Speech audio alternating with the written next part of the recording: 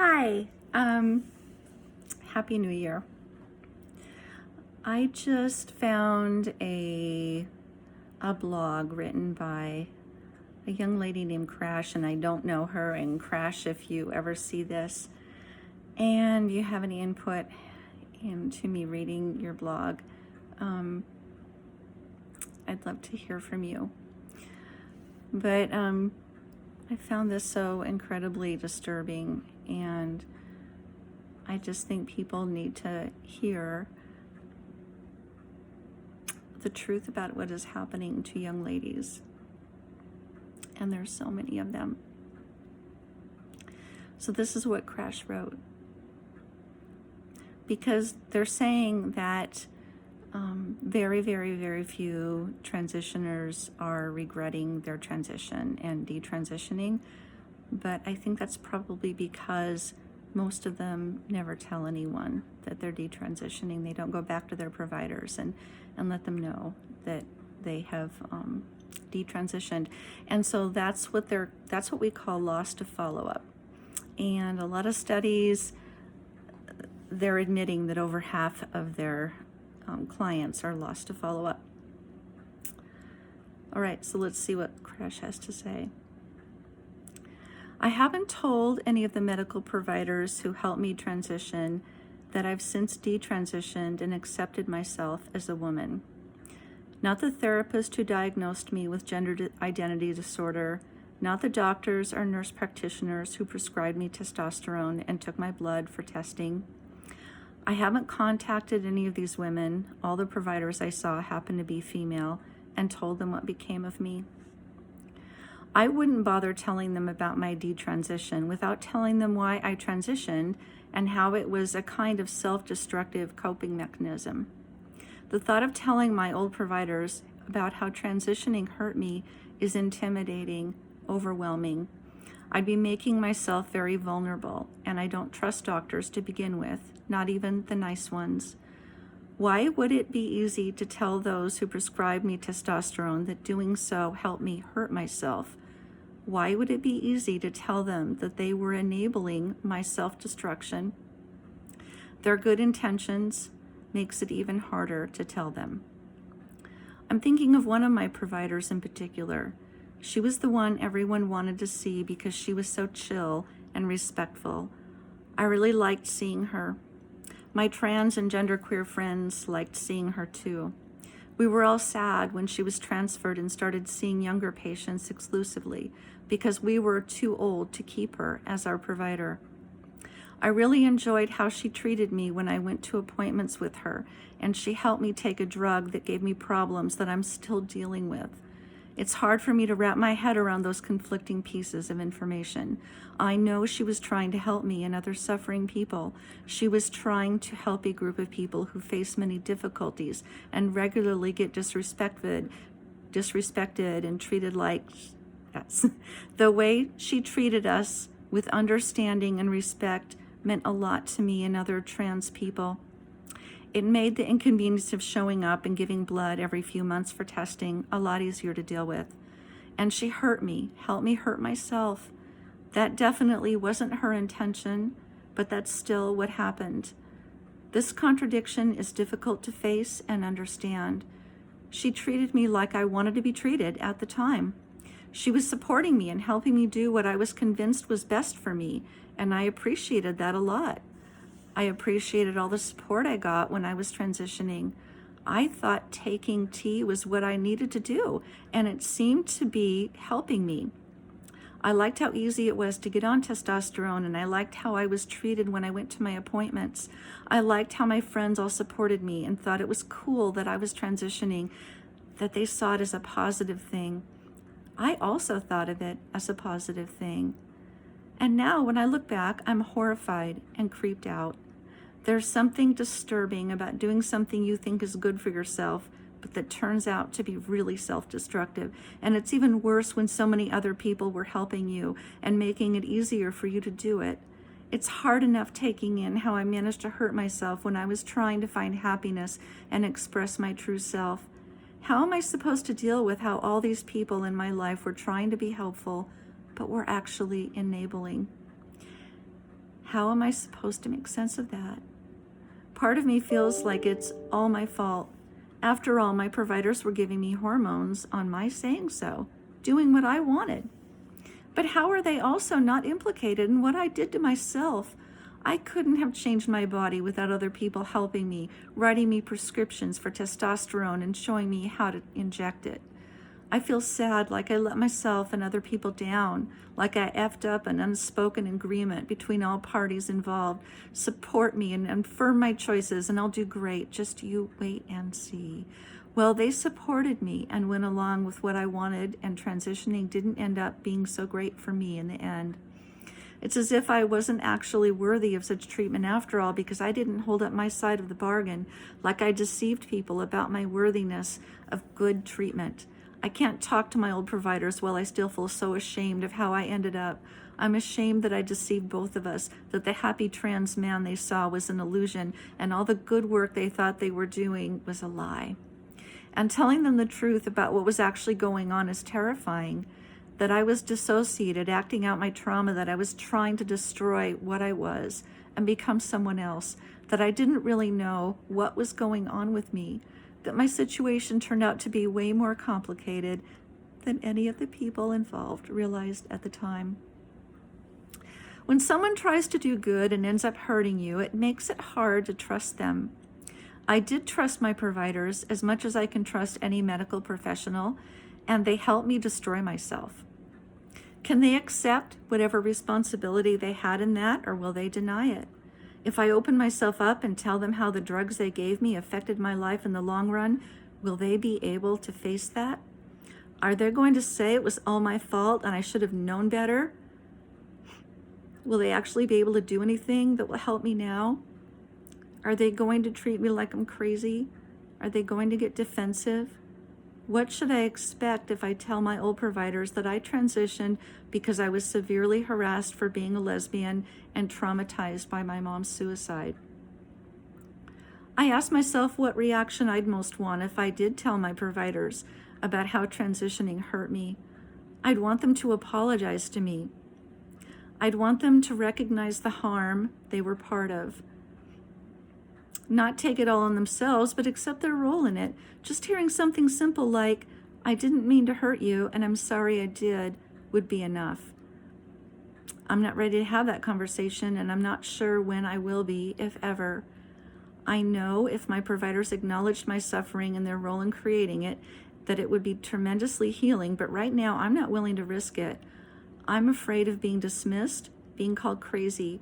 I'm afraid of opening up and talking about very painful parts of my life and then not knowing how to respond or what to do with me. People like me are not factored into an informed consent model. Informed consent presumes that I know what's going on and what I want. I knew what I wanted, but I didn't know what all was going on with me. I was dissociated. I was blocking and repressing parts of myself and my past, and there was no way I would have listened to anyone if they had tried to tell me that. I don't know. I don't even know that I gave many signs that I was repressing anything, since my therapist approved me and a bunch of people told me how happier and more together I seemed once I started T. My transition seemed like a success for years until what I buried came back. My situation, the problems I was dealing with, turned out to be more complicated and messy than I thought. Everyone involved was acting with the best of intentions, and we didn't know what was going on. My providers didn't know that they were giving hormones to a traumatized, self-hating lesbian. I didn't know that's what I was. Thinking about my medical transition is upsetting, hard to revisit. It's hard now to go back to that time in my life when I was injecting T. It's such a mind F, because it was very satisfying to watch my body change. It was very satisfying to watch my body change then. But from where I am now, it looks very self-destructive. I was hurting myself, and I feel ashamed that I was hurting myself, and I didn't even know that's what I was doing. I wasn't well when I was doing that to myself. I wasn't in a good place. I was acting out. I wasn't fully aware of what was going on inside of me. And thinking about how people were prescribing me the chemicals that I used to hurt myself is even more bizarre and troubling. It's disturbing to remember going in for appointments, how much I coveted my prescriptions and felt more secure after I'd refilled them. It's distressing to remember how I used to give myself shots like it was no big deal, and how now I think, how could I do that to myself? Of all the forms of self-destruction I've engaged in, taking testosterone is the most surreal for me to think about.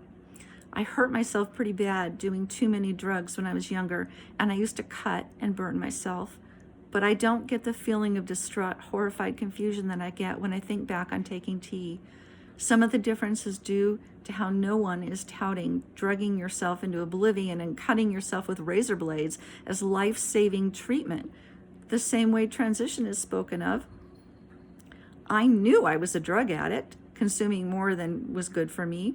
I cut and burned myself mostly in secret because I knew other people would think I was crazy for doing that. Transitioning was out in the open and celebrated. Besides being a medical treatment, it was supposed to be a kind of radical self-creation. Watching my body change was exciting and felt powerful. The way testosterone affected my body made me so happy then, but now it's distressing to think about. I'm not even that upset about how taking T has permanently changed my body. I think there's a lot of confusion about that, about why detransition people were harmed by altering our bodies. We don't feel one way about it. Some of us are very distressed by the permanent changes, but not all of us. Other people seem to be a lot more upset about my deep voice and facial hair than I am.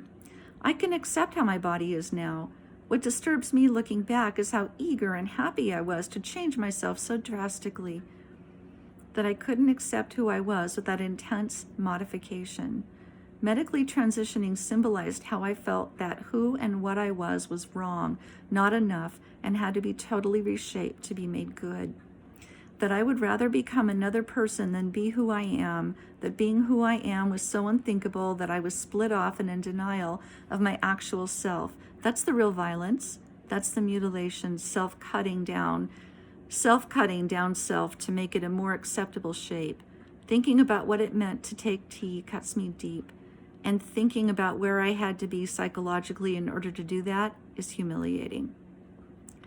Even if I give my old providers an abbreviated account of why I transitioned and detransitioned, the whole story, the whole truth will still be there welling up inside of me. I'll know the full implications of what I'm telling them, even if I don't provide all the details, even if I give them a bare sanitized outline of how and why, and if I do hold back, I'll know that one of the reasons is that I feel ashamed and afraid. I don't think it's their business to know my entire story anyways, but if I were to tell them only that I stopped T and started living as a woman, I'd be obscuring the truth. Because it's not that simple. It's not like my sense of self just changed one day because gender is fluid or whatever. The truth is that they were helping a traumatized, troubled woman act out her self-hatred. I don't have to tell them everything, but if I'm going to tell them, I feel like giving them at least a rough sketch of that painful reality. These providers have seen hundreds, maybe thousands of people and helped them transition, and most of their patients have expressed satisfaction. I think of that and compare it to what I have to say and feel crazy and effed up. I know I'm going to stand out, but then I think there could be many others holding back for the same reason. We're afraid of looking like the troubled anomaly sticking out among the many apparently satisfactory outcomes. Detransitioned people have only just begun to organize into communities. Detransitioned women, as far as I know, only began to connect with each other about 3 or 4 years ago, and since that time, more and more of us have been coming out. It's hard to know how many of us there are, and anyone who says they know the real rates of detransitioning is lying. There's never yet been adequate research done to determine our real numbers. The studies I've seen conducted so far would have not included me or many other detransitioned women that I know. Studies that look at satisfaction rates of surgery aren't going to include those who only took hormones and then stopped. People also conflate detransition with post-transition regret, when many who detransition, including many who felt harmed by transitioning, don't find that regret accurately expresses their feelings about transition.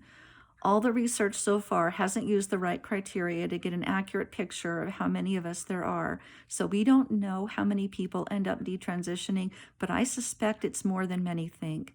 An informal survey done by a member of our own community found 200 detransitioned and desisted women in the 2-week period the survey was posted online.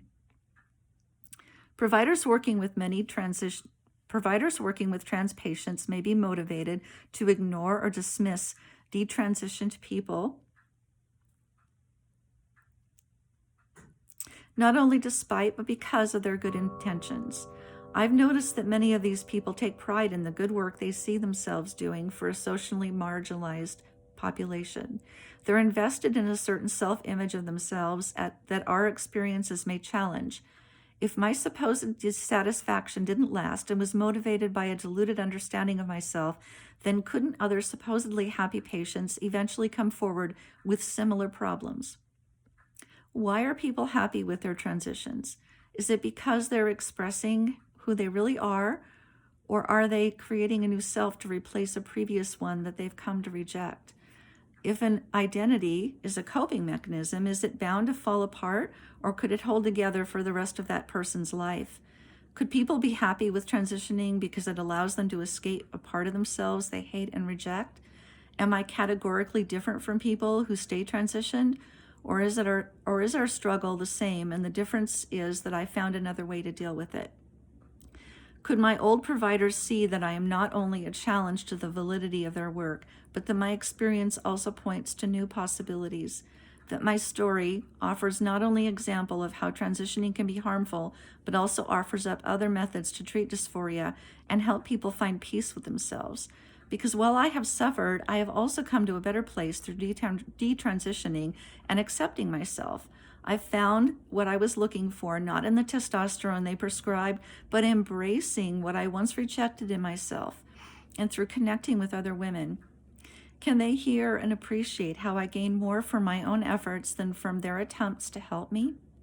Can they hear how they may not be necessary to relieve the suffering of the group that they have pledged themselves to serve? My providers didn't help me. Taking testosterone didn't get to the root of my suffering. It only relieved it temporarily.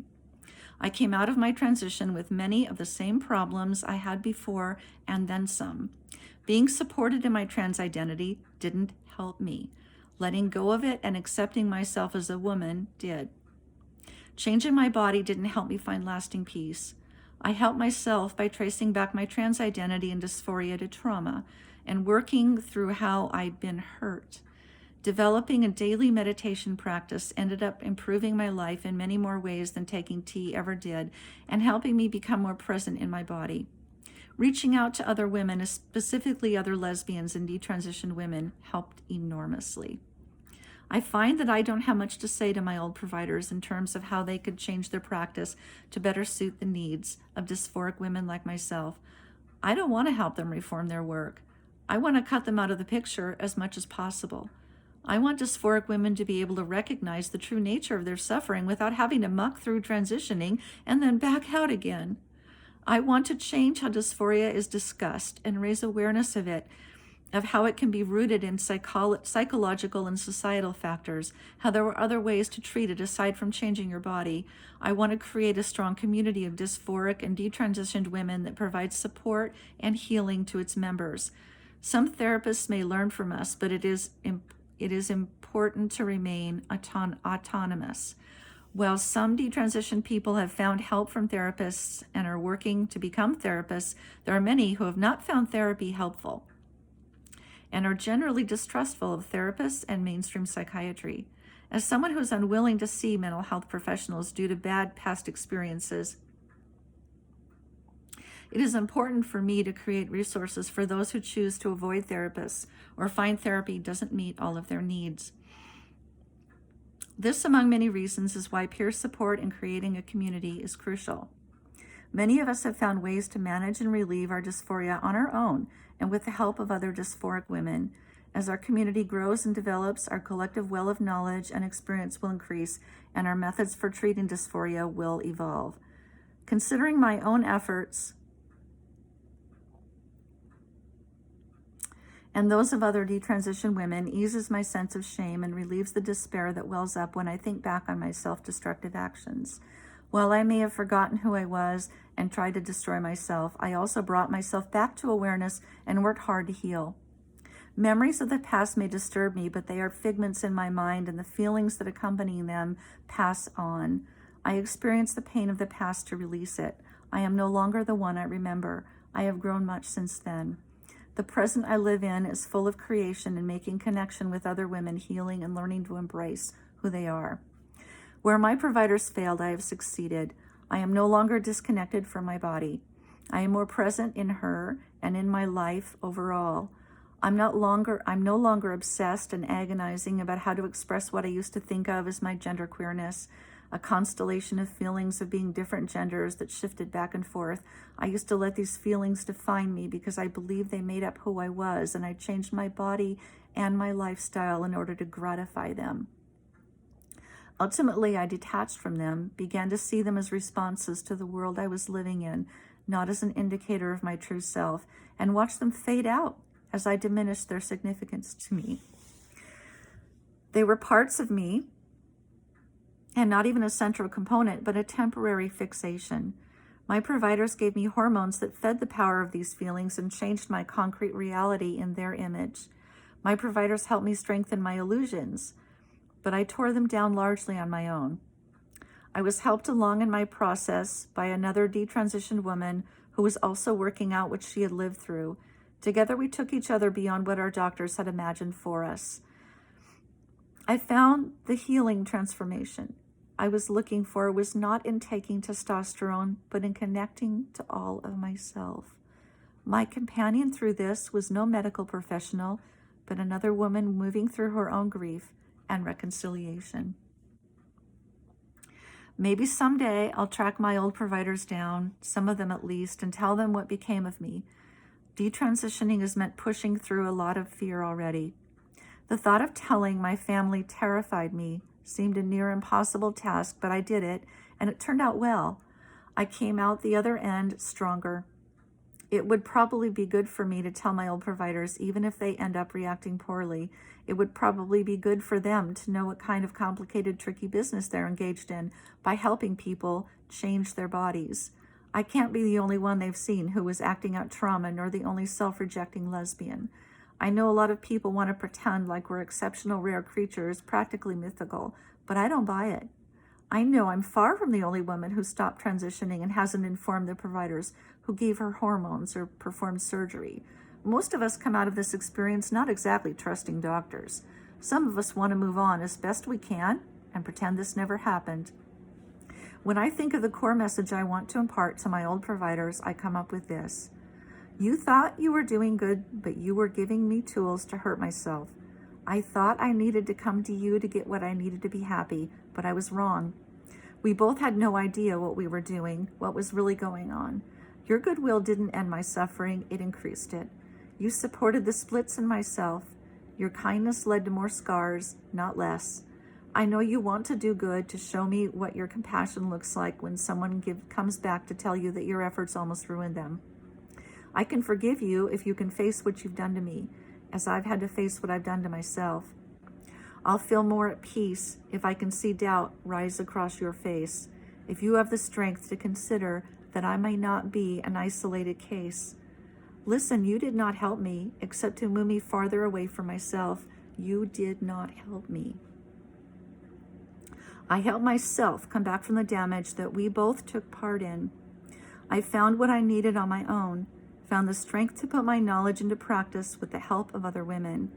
I don't need your acceptance or your chemical offerings. I don't need to come back to you anymore.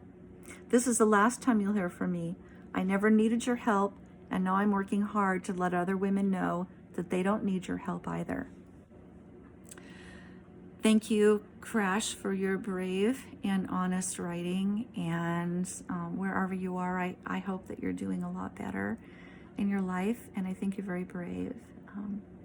And so that's what she wrote that day. I know she's written more, and I'm going to spend more time reading her blog. I know that she's updated and had more recent thoughts on this. So That's it for today. Bye.